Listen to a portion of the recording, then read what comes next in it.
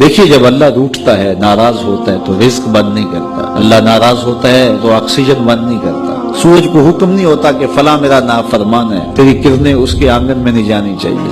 چاند کو منع نہیں کیا جاتا، فلاں کے آنگن میں چاندنی نہیں بکھیرنی۔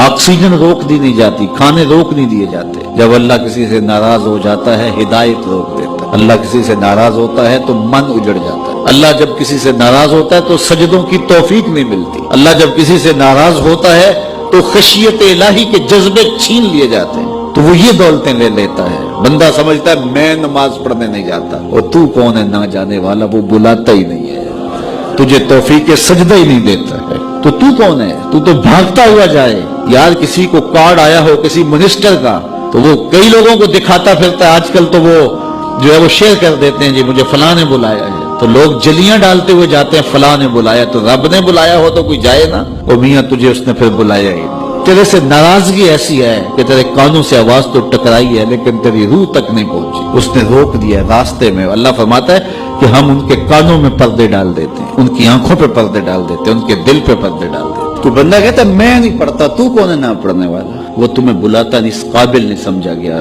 کیونکہ تو نے اس کے حکموں سے منہ موڑا، اس کی فرما برداری کو چھوڑا، تو پھر اس نے بھی تجھے راندہ درگاہ کر دیا، اور بھٹکتا پھر سویر سے لے کر شام تک کس کس کو سلوٹ کرتا ہے، لیکن تجھے توفیق نہیں ہوگی اس کی حضور سجدہ ریزی کی۔ اگر کوئی نماز نہیں پڑھتا، کوئی سجدہ ریزیاں نہیں کرتا، اللہ کے حضور جھکنے کی اگر کسی کو عادت تھی تو وہ مت سمجھے کہ میں نہیں کرتا۔